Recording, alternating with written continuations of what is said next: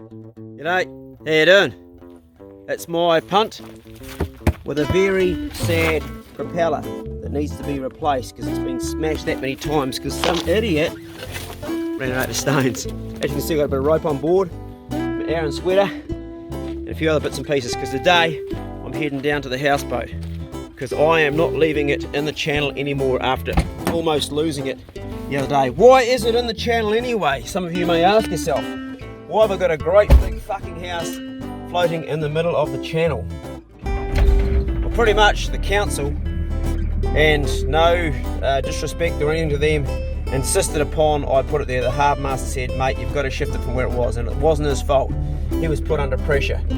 We're going to head into that little cove over there. Last night I went in and I smashed a watertight into the mud flats with a wee buoy on it for a stern line for the houseboat, and that's where it's going to be anchored for a while we get her up to scratch.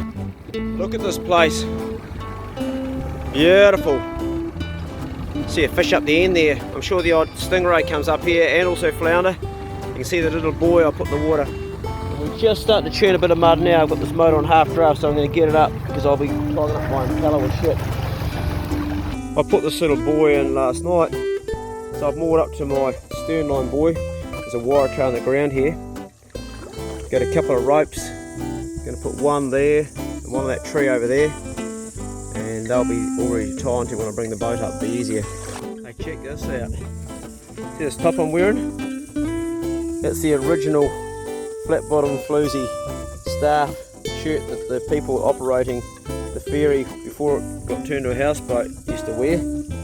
And I'm going to change the design of that lady. I want to put a lady that's a bit more sexy on there. And I want to have her fishing with a fish on the end of the line, or a spear with a spear and a fish on the end of it. Something like that anyway.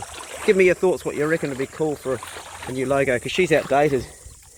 And Gordon, that lives opposite her in the channel, says he's tired of looking at her. I can understand that. But like being with the same person your whole life, you get a bit sick of looking at them. Geez, I shouldn't have said that. That's wrong. Sorry. One mooring line to that tree there. And on the other side over here, you can see it dangling out of the tree. There's another one there. I can relax a little bit without the worry of something hitting it in the channel or it breaking its mooring again. Right, we'll go on to the floozy.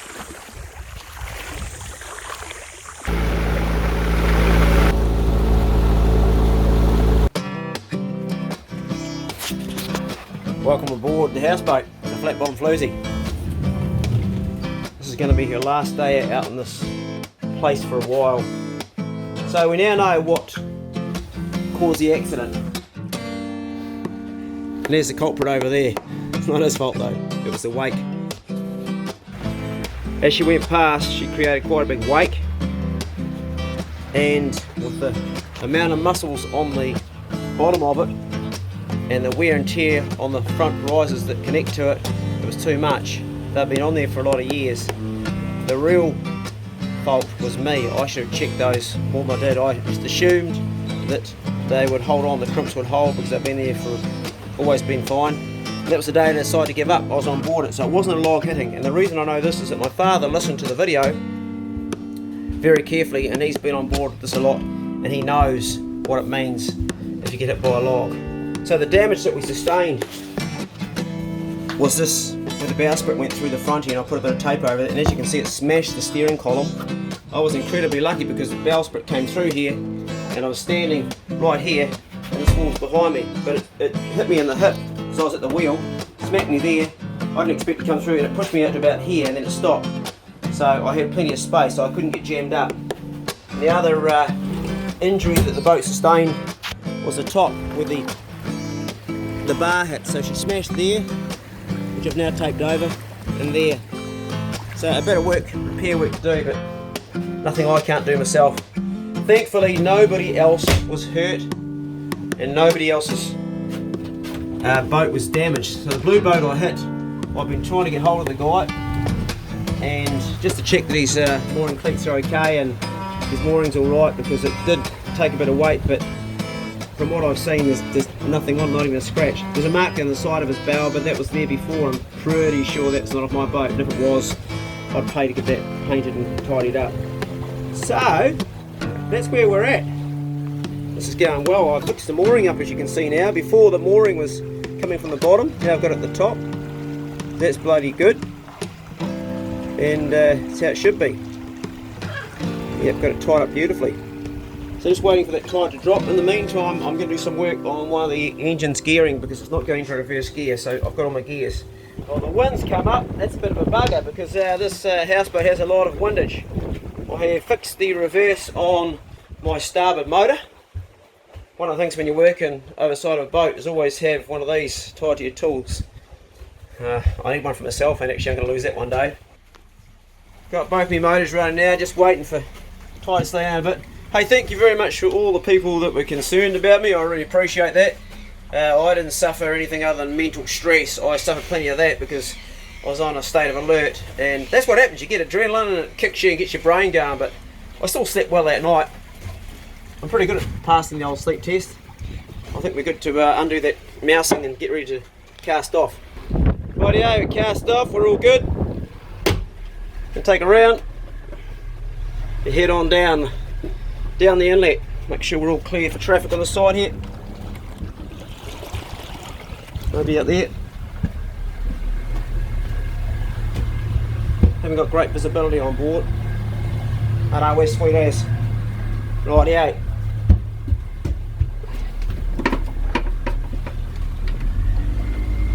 She's all good. It's all good in the hood. You can see the bloody wind is howling, man. There's white caps down the channel further down there. She is blowing.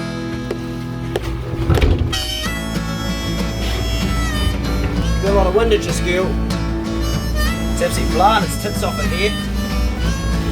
Couldn't have picked a worse start as far as wind goes. Bloody white caps up in the estuary. Yeah, she's taking on quite a bit of water.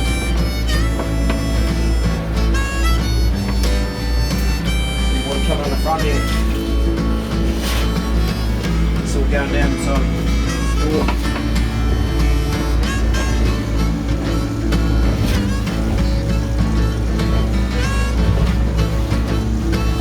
White caps out here.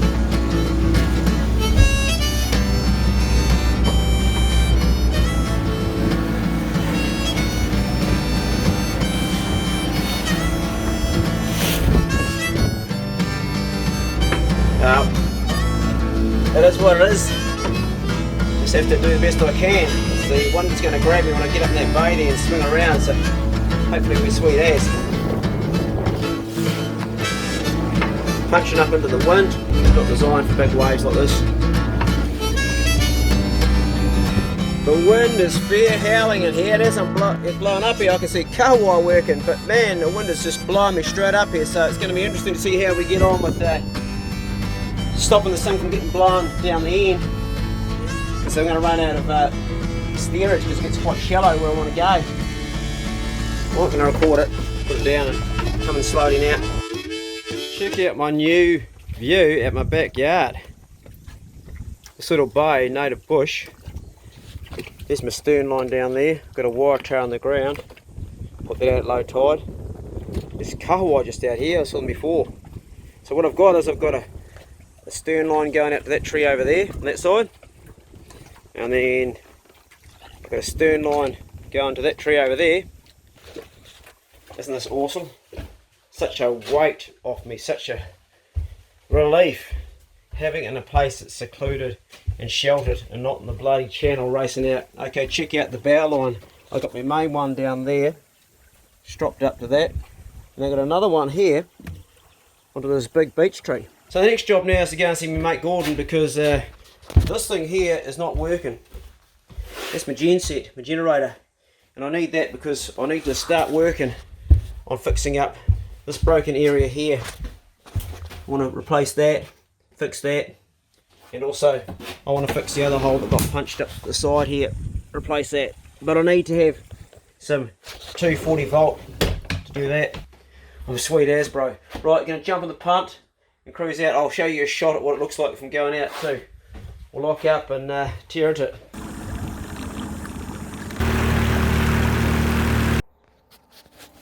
She's a beautiful thing, that punt. I made it, probably 12 years ago, and it's nearly past its use by date. So we're going to meet hopefully Jody and young Isaac. That guy you can see there in the rear vision mirror is this guy here. And tell us what you just saw, mate, because I just don't know what you're talking about, to be honest. So I'm fishing off the point, and out the corner of my eye, this red thing just comes up, splashes, and then comes back down. A red thing? A red thing. I don't know what it was. So what fish are there that red? You could say maybe gurnard? It wasn't a gurnard. Wasn't a gurnard? It was big. I thought it was a stingray, but stingray aren't red. Well, you get muddy ones that are yellow. It was red. Red? Like, really orangey red. Seriously? Yeah. What did it look like? What shape did it have? I didn't see the whole shape, I just saw sort of a curved top, and then the rest was under the water. You know how you have a lot of women hanging around you and stuff and that? What I reckon, you know, because you told me that, what I reckon it was a mermaid checking you out. Mermaid. Yeah, mate, mermaid. Could have been. Definitely. It's the right colour. You know, mermaid just scoping you, bro. It's going, who's that cute bastard? Hey, sure wasn't that shag there behind you? It was red. I reckon it's that shag over there. Probably the only shag you'll see today. Anyway, we're going to take you to my posse because you're not going to catch fish. Well, you can catch them here, but... I caught a kahawai just before. Just before, did you? Yeah. Where is it? Back. Just a wee one. That size of my finger. Oh, yeah, okay. Well, that counts. On the other side, we've got this rooster here. How you going? Good, good. Good to see you, man. You too. You got 2 rods? Yep. Well, we'll probably catch something, I reckon, where we're going. Have you got a decent lure on one of them? I've got a bucket full of lures. A bucket? Yep. Well, you only need one, but... so what Well, we'll knowing me, I'll probably lose all of them. Nah, you'll be sweet, mate. We'll put this boat in the water and then we'll go and do a bit of fishing. Jody's going to try and catch a fish off his paddleboard. It's doable, I've done it.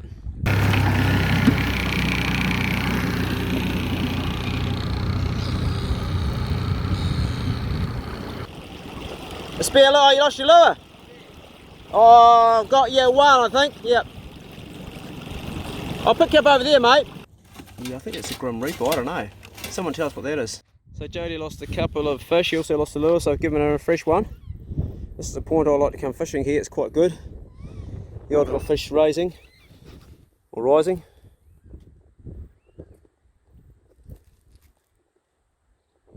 You want to keep it off the bottom, mate, otherwise you lose your lure. Well, all you guys that said I should be using single hooks and that they don't come off, I've been fishing for a while now using a single hook and I've been hit 5 times. The first time was something small, second time was something small, didn't get on. The third time was something big that grabbed it, came off, grabbed it again and came off. And the 5th time was, I probably caught a small fish, but hit it. It didn't feel like a big smack and didn't even hook it. So I have tried single hooks and I have failed. I'm going to go to treble now. What do you call it? A bruised banana, that's the colour, and it's a flea jig. Okay. Its weight is in its head, so it sort of sinks down, Yeah. and as you cast it flutters up and it sort of darts up and down like that. Does that catch kahawai? It's supposedly good for anything. I've gone to one of these with a treble. Jody's on the board with the first kahawai and I was standing here and a bloody stingray came right to my feet. I didn't have the phone going, so that, I reckon that's what the thing is that you thought was red, mate. It was sort of brown, wasn't red. The water's going about 5 knots, so these guys are punching up the channel. Bloody good, or down the channel at least, but up against the tide. They're going well. That has to be the smallest kahawai I've ever caught. It is tiny.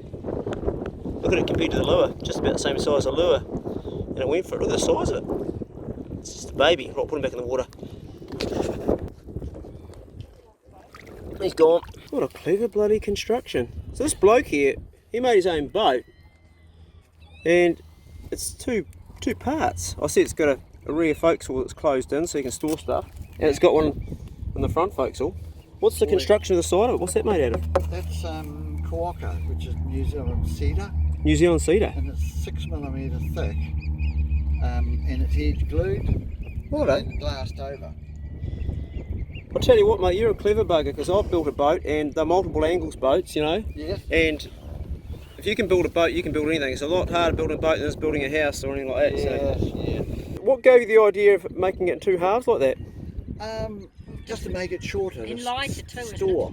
Yeah. And I can pick, we can both pick it up. I've never I seen can it carry before, but that's really smart. And isn't it to be lighter too to carry? Yeah, Yeah, it's a slide. Very Yes. light.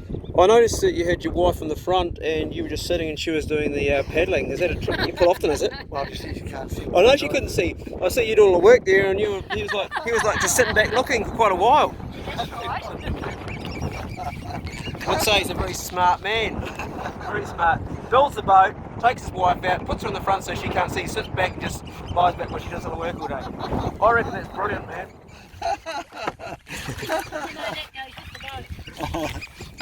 What goes with the boat? The wife that does all the work? Oh, you tucker. Yeah. Oh, yeah. Bloody brilliant. That's Oh, really you got cool. that from fun. You do, mate. That's awesome. Well, that's my lunch sorted. I wouldn't mind catching a slightly bigger one, but that is edible. I'm loving this little bay. We've got the floozy parked up. It's just perfect. Really perfect. Couldn't have a better mooring.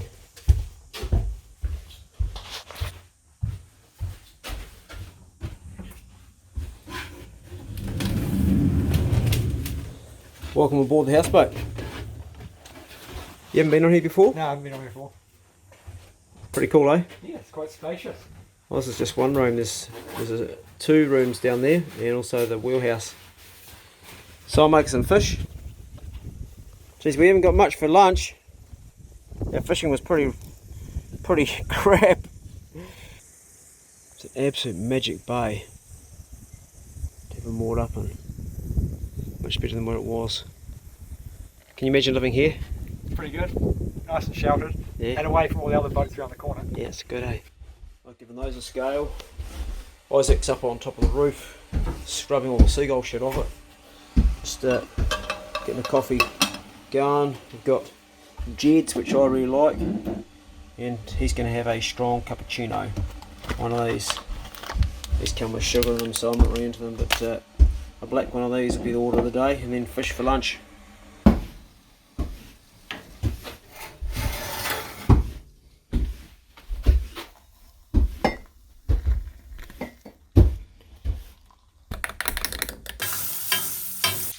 So what I've done is I've just put salt on there, see that? Just lots of pink Himalayan salt. Yeah, just going to stick it in the pan in the butter. I'm going to cook the whole fish, it's a small fish. Okay, scrub those decks, sailor. Yep.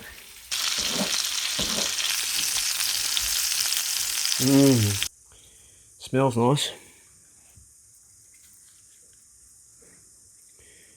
Oh, looks good.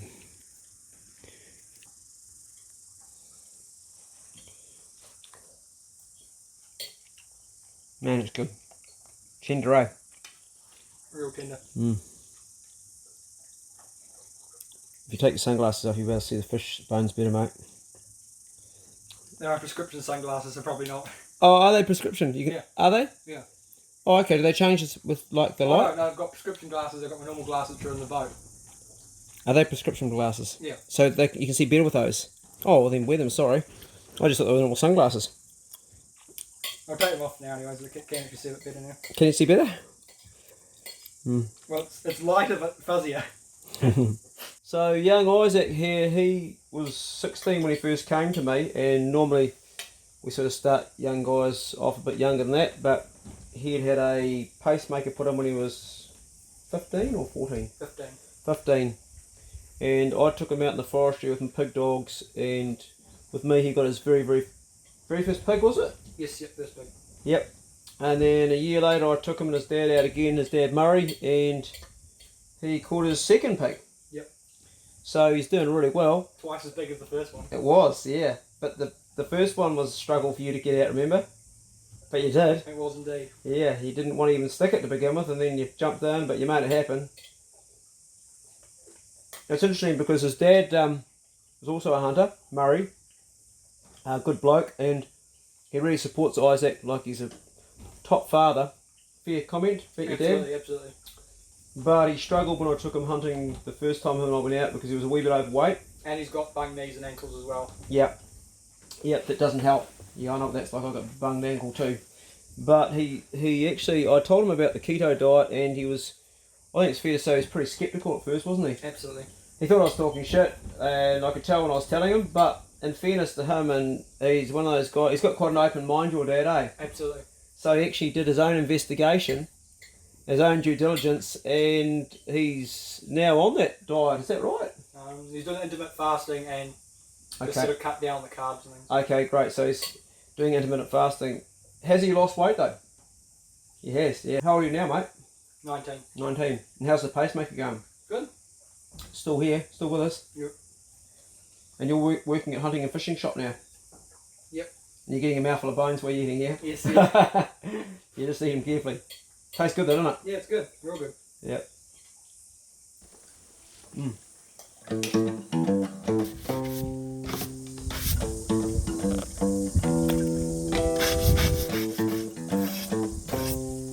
Got some venison shoulder blade. Traditionally quite tough. I've chopped it up very fine. This was shot by David Vass and gifted to me. Thanks, David. So what am I going to do here? Well, I'll take it over to the pan and I'll show you. Here I've got my pan very hot with a mixture of butter and olive oil I'm heating. I've already sauteed my onions. There they go, there's 3 onions there. And I'm going to smash this in here and do it real quick. But I've already given it a bit of salt, but just a wee bit more. Straight in. Move it round. Keep it moving. That's probably had about, I suppose a minute, I'm not counting. There's our venison done, and young Isaac has just turned up. You can see it's just kissed the pan. I'm going to put that juice into there. So I don't waste anything. Straight on there. And our broccoli. So cauliflower and broccoli in the pan with our bit of fat that was left over, and butter and olive oil, and also the blood off our meat. Sorry, how hungry are you, sweetheart? Just a little bit. Have you already eaten something, honey? Yeah, I've had a pie. Okay, right when the old man was making your venison. Yeah, but you were and then you weren't. And you were like, I You're was a so bit- hungry. A bit burnt out. Is that too much meat for you there? Yeah. Is that too much, is it? Yeah, okay, you did have a pie. Normally you want more. You like some sauteed onions, yeah? Yes, please. I'm also so tired that it's like hard to eat food. Okay. I eat so. There you go, sweetheart. Tear into it. Go and park up in the room. There was a bit of onion trying to escape from the plate. You walk like you're wounded. Yeah, I'm so. Sit there, honey. Rate it, mate. How's it? Pretty good. Yeah? Yep. Good chewing? Yeah. 9. Solid 9. Solid 9, okay. Good stuff. Not bad for shoulder blade. Rate it, honey. Yeah. Real good. Yeah, what's your number? Oh. I don't know.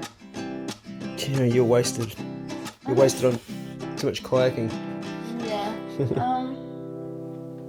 Well, you know, I haven't cooked very well in the last few days. So. You what? Are you drunk, Dayla? No. Just tired from kayaking all the way? Yeah.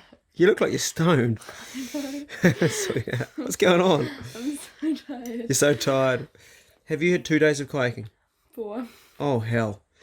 Have you been kayaking for 4 days? Yeah. Oh, man, okay. That explains it, righto. I'm having a day break and I'm going back for another 2. Okay.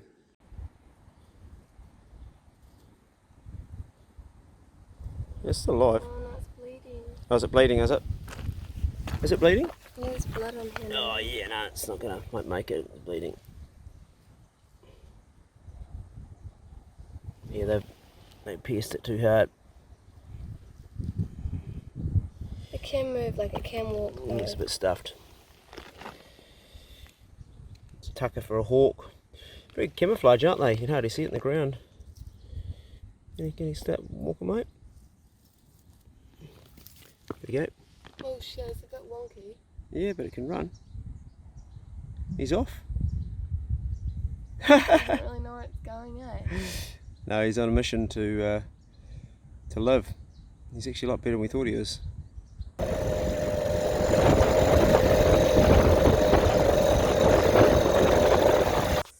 Generator.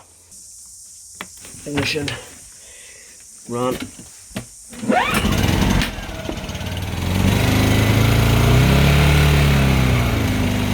And these things have a smart switch, smart throttle release. That's it there. Good.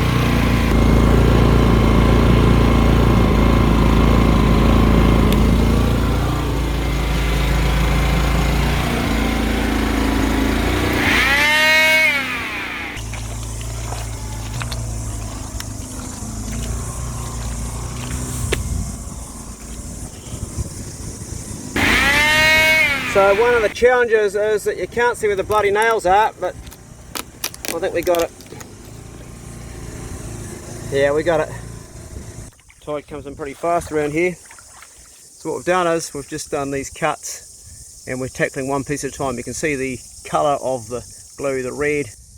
As you can see, a lot of the wood got left behind, so we'll chisel that out. There was one nail, actually, it was a galvanised nail. Check that out. The old man didn't use screws, he used galvanised nails, and I guess it doesn't really matter because it's glued. How that glue, as you can see, is actually stronger than the wood. Well, everything was going bloody perfect until this fell in the fucking sea.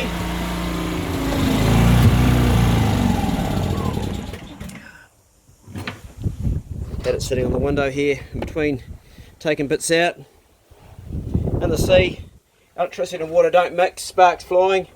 I knew if I grabbed it I'd electrocute myself, but I grabbed it anyway. It wasn't a bad shock, it was actually about as much as you get off the car on a hot day. And I'd just got these last bits done on the first piece, but fuck me tool, I think it's history. Bugger.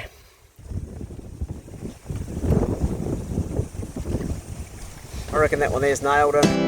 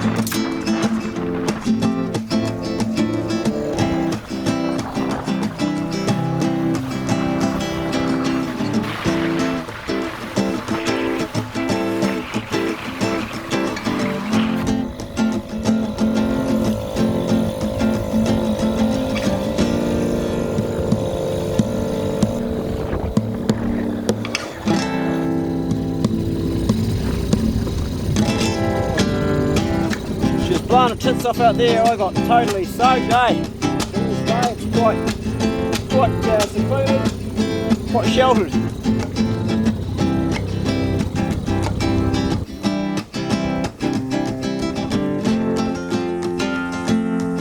Cut out a piece of plywood which I'm gonna glue in here. So this stuff here is the same glue that I used to make my punt. It's really strong, and you mix it with a glue powder. It's a wonderful ratio, so that'll be the 1/4 of what's there will go in there. Good to go.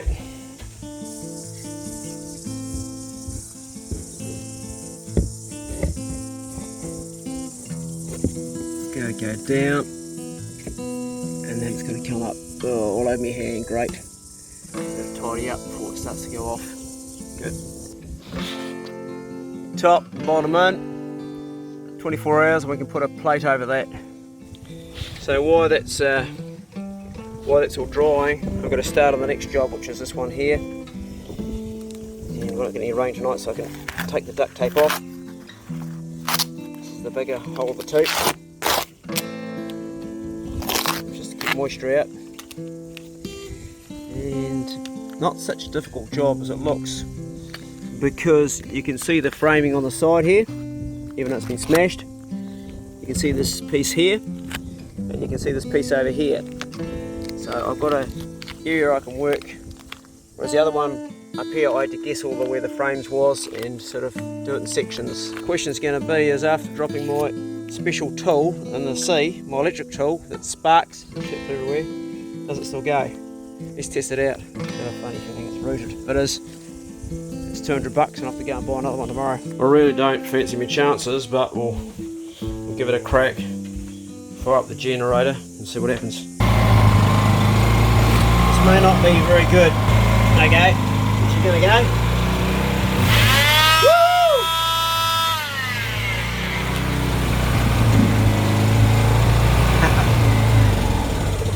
I didn't think that was gonna go. I thought that was rooted, eh?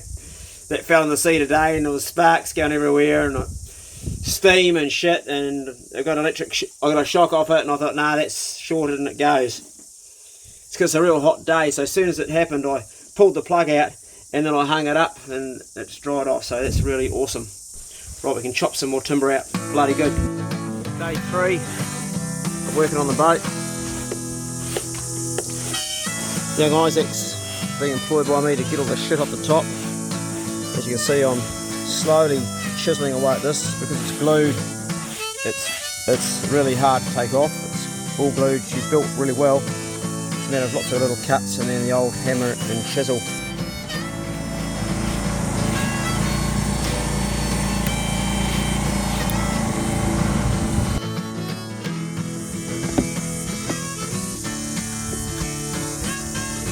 Yep.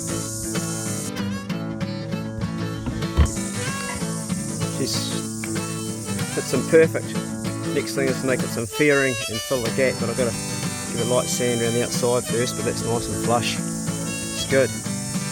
And I need a different size to cut out. I thought this was 12, but it's actually 15. Second piece cut out. I haven't hammered all the way home because I've got to glue it, but it's pretty snug, pretty tight. I'll go and glue that and smash it home, and then we're done for the day, I think. Young Isaac's over there trying to catch fish.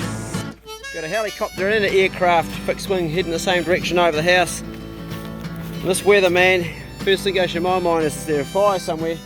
Look at our sky. It's all just like this grey cloud, and that's because of the bushfires in Australia. Man, my heart goes out to you buggers over there. Right now it's like 34 degrees in the shade here. It's cooking. And you guys in Hobart have got like 44 or some mad temperature. Is that right? How do you handle it? Like today it's just so hot. I've just taken these guys here, puppies and dogs, down for a run to the lake, and they're hot in their kennel. They've got plenty of water, but they're all panting. There'll be no hunting. Last night I had a dream that I went hunting. I don't know how you guys are. I guess you're doing it at night time, or you pig hunters in Nelson right now, because, well, I've had no time, but it's just so bloody hot. So we're going to go down and just carry on with the work that I'm doing on the houseboat. It's a work in progress, and slowly chipping away at it. It's a priority for me. Once I've got that done, then I can get back into my normal life. Right now I've got a lot of work. Any young guys in Nelson looking for a bit of employment, hit me up, because I need someone to do a lot of the sanding and brushing and cleaning and stuff. Just going to check sheep down here. There's a few that got out recently. Yeah, 2 out down there. The farmer that's hiring the paddock off my landlord, he doesn't seem too concerned about the bloody sheep getting out. When you're making up your glue, or in this case some fairing, don't use too much.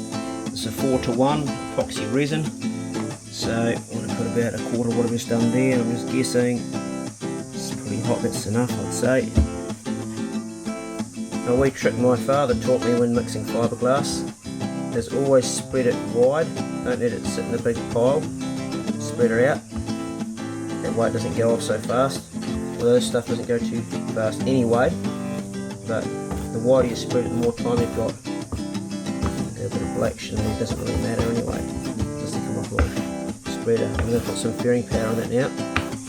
I found this in the garage at home, and as you can tell, it's actually quite old, but it's still in perfectly good condition. So we're going to just sort of dust it across there. It acts as sort of a filler. Be careful not to put too much, because if you put too much in, then it just doesn't work at all. Look, we're getting some big lumps there. Not ideal. Jim it right. Looks like something out of a bloody drug movie, doesn't it? Some bloody Charlie. Mix that in.